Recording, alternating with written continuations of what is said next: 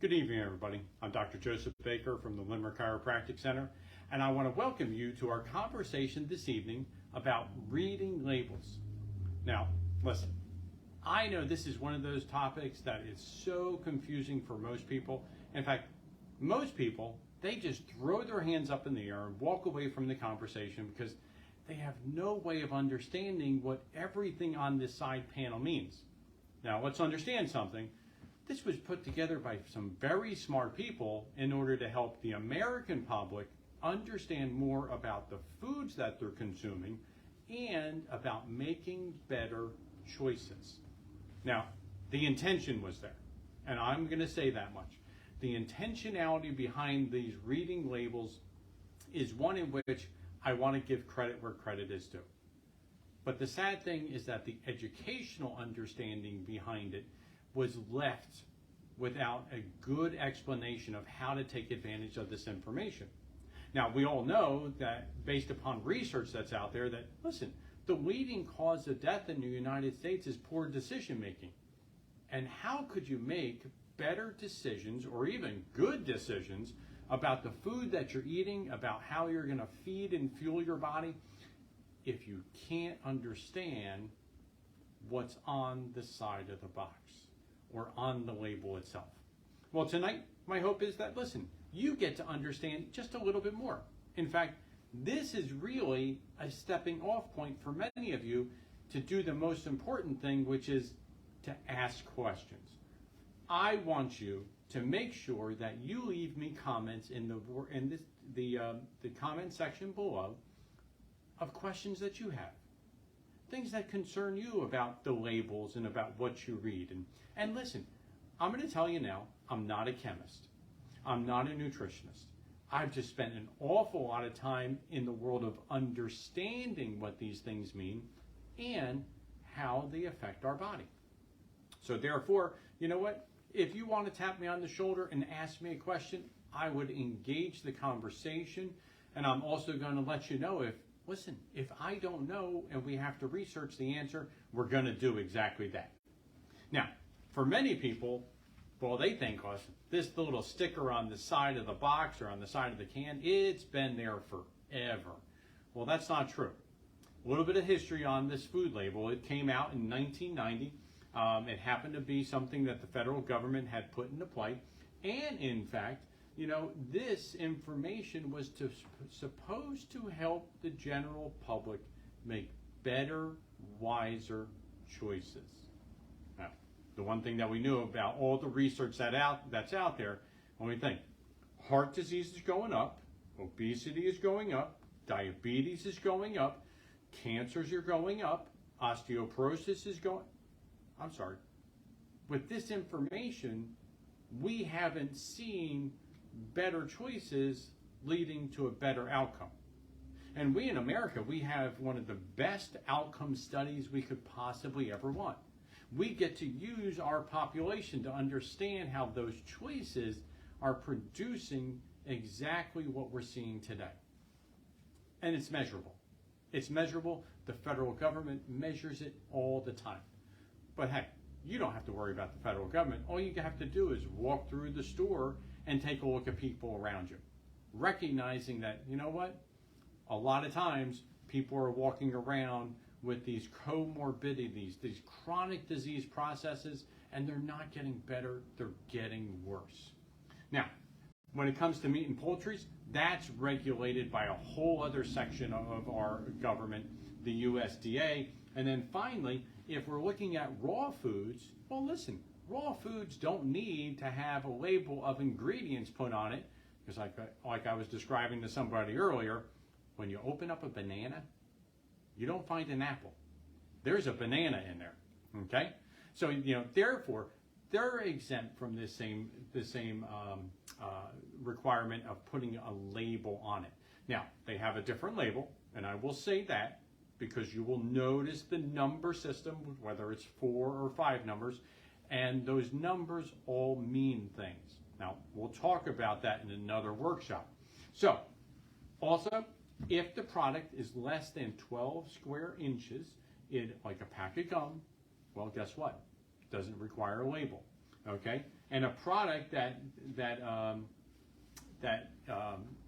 sometimes, if in fact it doesn't have enough space for information, will leave their phone number on there. Now, this is what we were all asking about. This is what we're all talking about, is this panel here. If anybody's out there, you haven't seen one of these before, you let me know. You raise your hand, say, "Hi, Doc, it's me." And listen, you and I are going to have a conversation. I'll pull out like one or two things off the shelf to make sure you see a couple of these on different products. This is exactly what our food labels look like.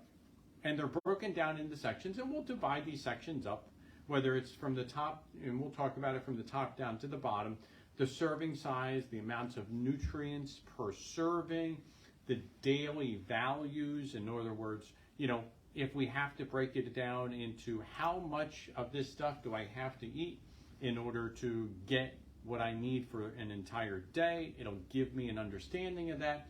Finally, some of the comparisons. This gives it a relative value, so we sort of know where things stand.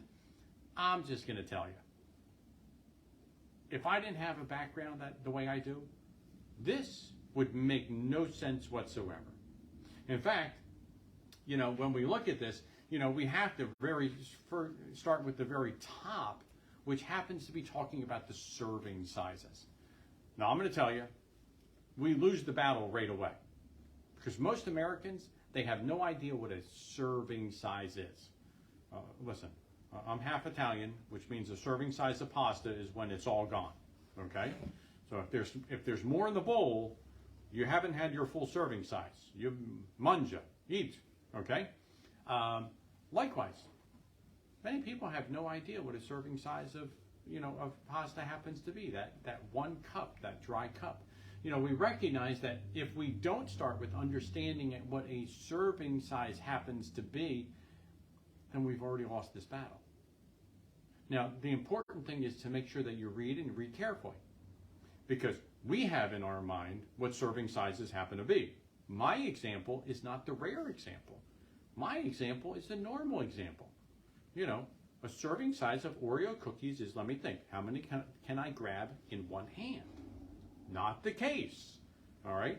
You grab a whole handful of Oreo cookies, guess what? It's more than one serving size. That's not the way this label is set up. So in turn, let's remember that we have to actually measure things out. Sometimes they're in cups, sometimes they're in ounces, sometimes they're in pieces. Know what the serving size is so that, when you take and you actually put it on your plate, you get to see visually what that serving size actually makes. All right? Now, along with that, the serving size is also going to tell you how many servings you can get out of this package. A lot of times, if we're walking through the grocery store and we want to be conscious of, how much are we spending, how many of these things do we need to make sure when we're looking at the label that our number of guests and the number of serving sizes that come out of this package match up. Otherwise, we're not going to have enough for the people around the table, or we're going to have a lot of leftovers if we cook it all. So remember, you want to read through this. And then, again, let me reiterate, all food categories happen to use different measurements. Know your measurements. Now, this next section here, if we haven't lost people at hello, let me tell you, this middle section is certainly going to mess you up, okay? Because in the end, this tells you about the amount of nutrients per serving. So it's all based upon a single serving of this product. Now, if you eat 2, 3, 4 servings, let me tell you, get your multipliers out, okay? Get those calculators out. You're going to need them, all right?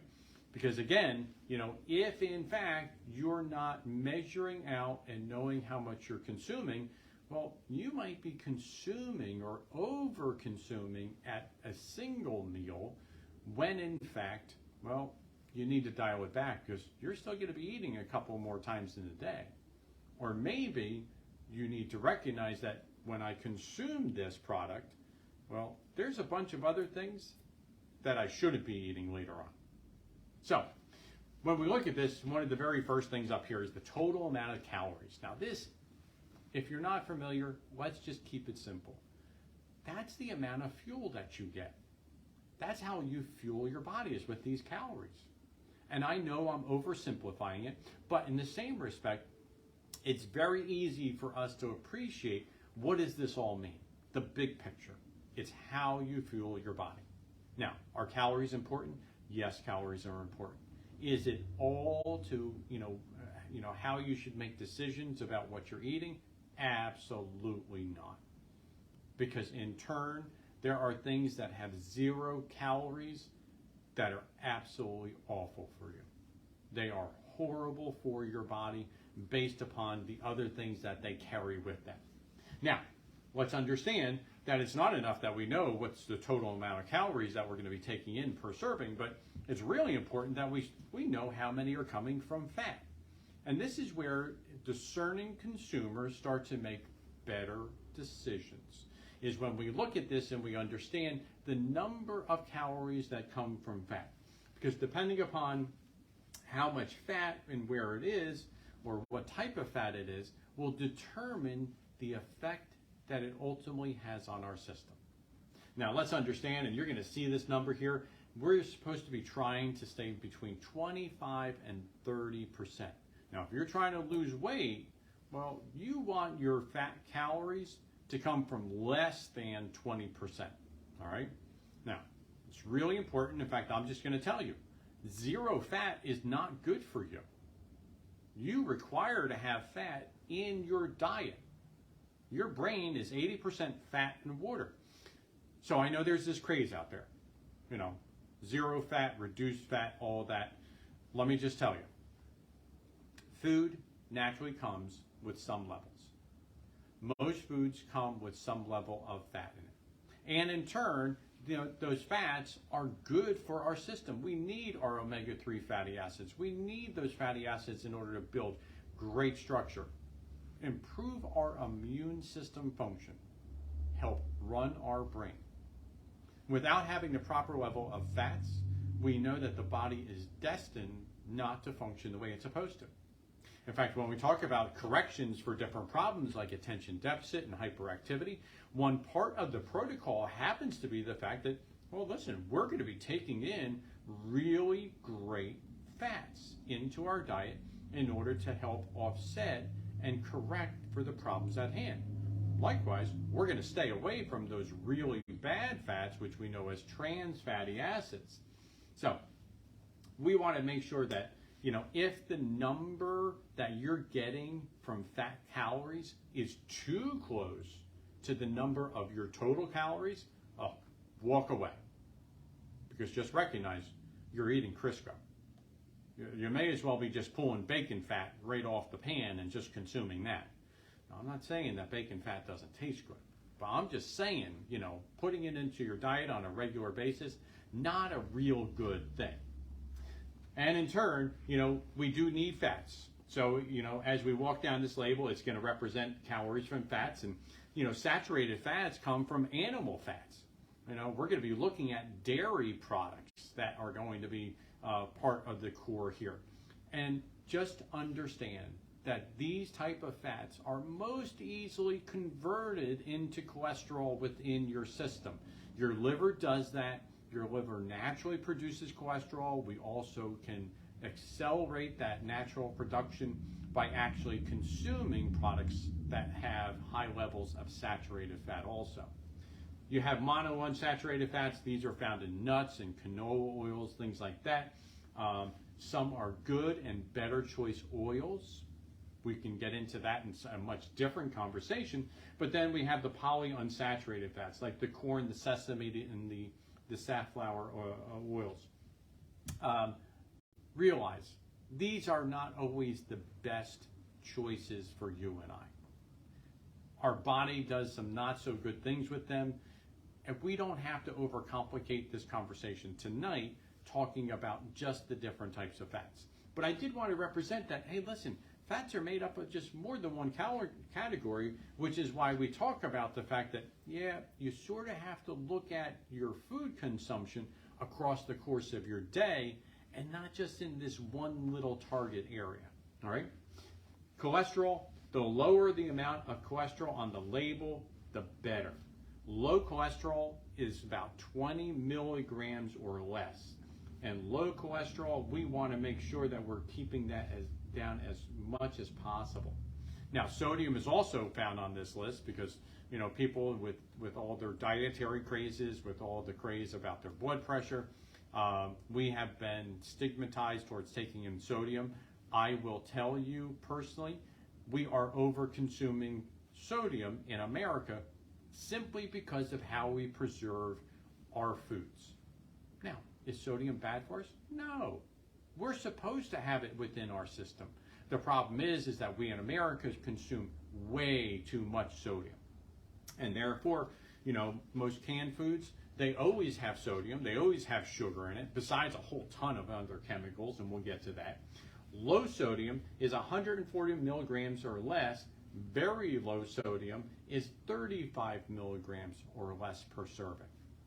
Now, I'm going to tell you, if you're not cooking with sodium, if you're not adding it to the foods that you're cooking, and these are the only places that you're actually getting it from as far as processed foods, it's easy to track.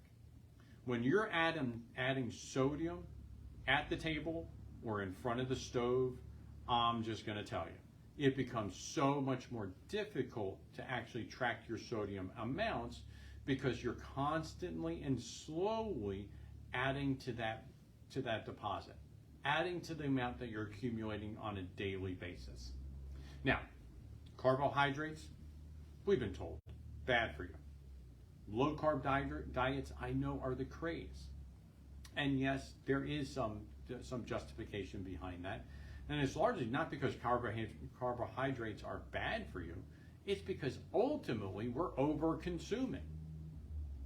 Because of our standard American diet, because of the plate that we've been exposed to, or the pyramid that we learned about as kids, we've learned, well, lies.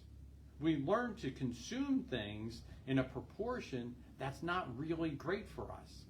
In fact, unfortunately, the older we get, the more we do have to be concerned about carbohydrates because largely our body just doesn't process them as easily and utilize the energy from them as simply as when we were younger. So therefore, yes, we should be aware. There are two types. I mean, there's a simple type which your body uses right away, converts it and actually uses it as an energy form.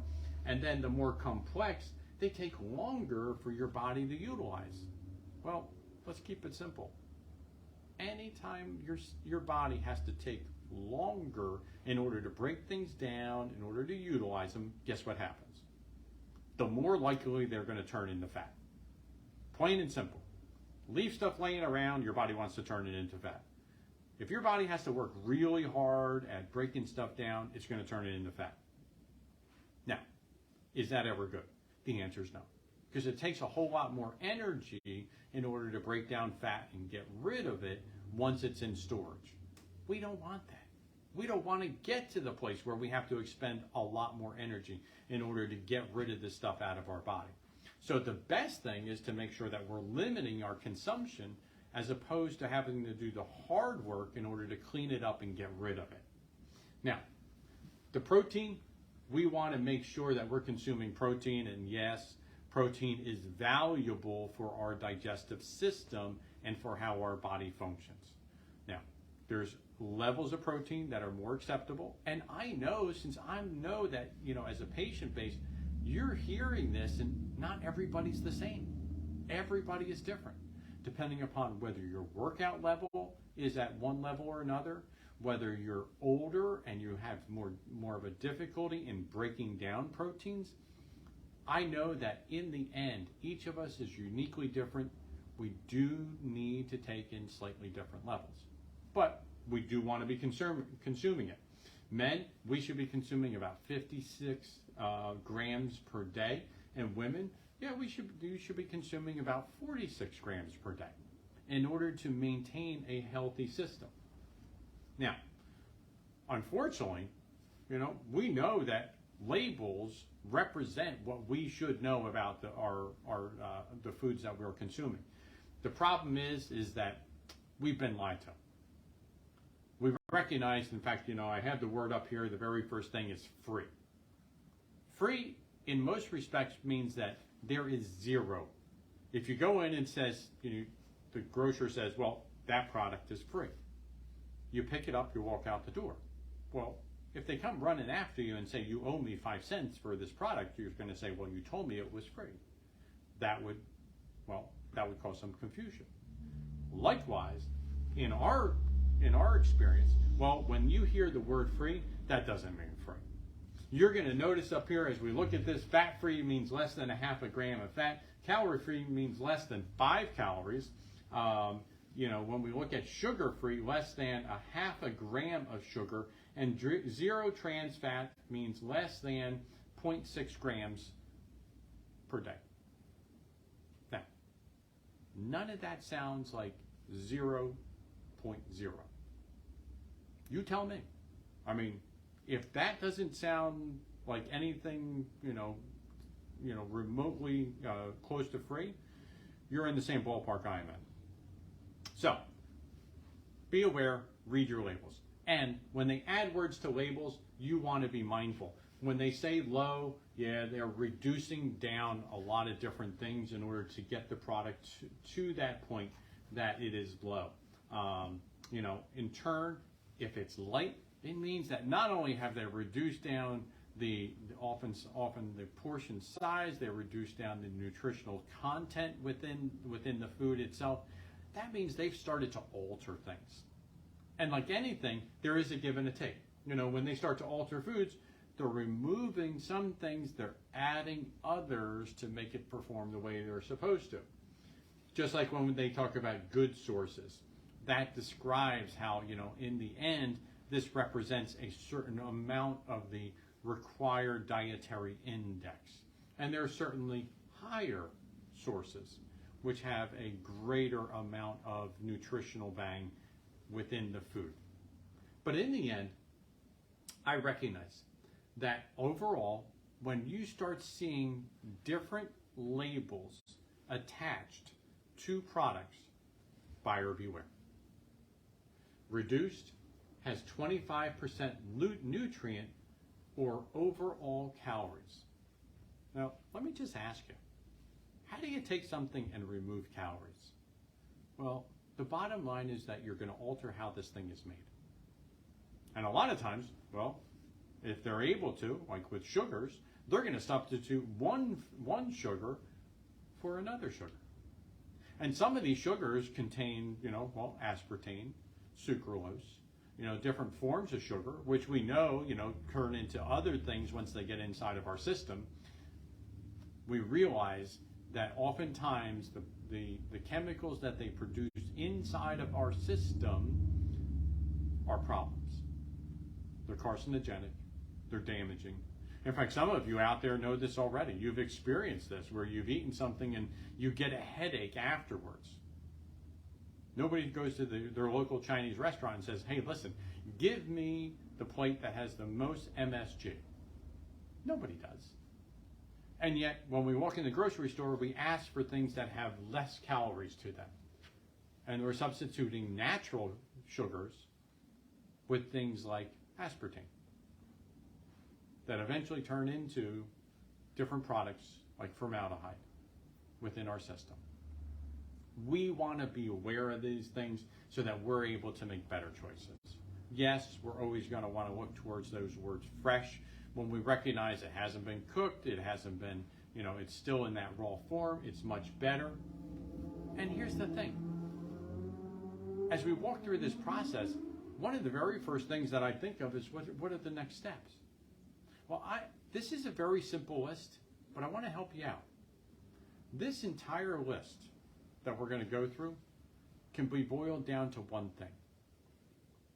Pick whole fruits and vegetables. That example of, consume, something like a banana. Because when you open the label, it just has a banana. All right? If you have questions about this, I want you to send them to me as a reminder. In fact, if you're a patient at the Limerick Chiropractic Center, you want to make sure that you're liking this video, leaving me a comment, sharing this video. But some of the suggestions that I'm going to leave you with are very simple. First things first, read the labels.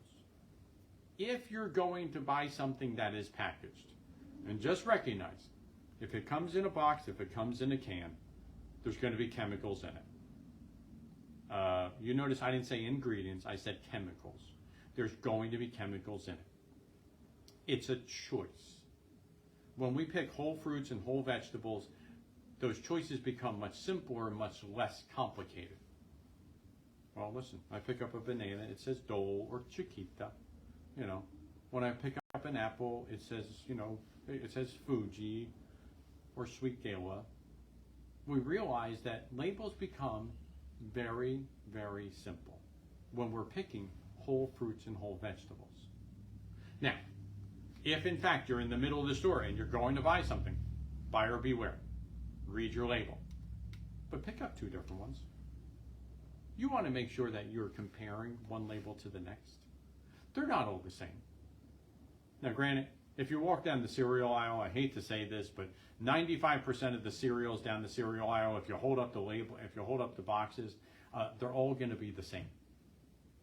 It's sad, but you all recognize they're all processed. They all are produced very similarly. Some have different colorings, some have different sugars, some just simply different shapes. In the end, it's amazing how 20 different cereals are just about the same. Make sure that you're reading the ingredients. If you can't say the words that are on the side of the box, on the side of the can, you shouldn't be eating it. In fact, I recognize that in the end, if you're seeing one of those ingredients with the word OSE standing for a sugar in the first 4 or 5 ingredients, put it down. Just walk away. Recognize it's not a better choice. It's something that you're going to be addicted to as soon as you start consuming it. Obviously, purchasing things that are organic in nature are going to have less chemicals in them, which means that it's going to be better and easier for your body. We could spend a couple days breaking down the food chart.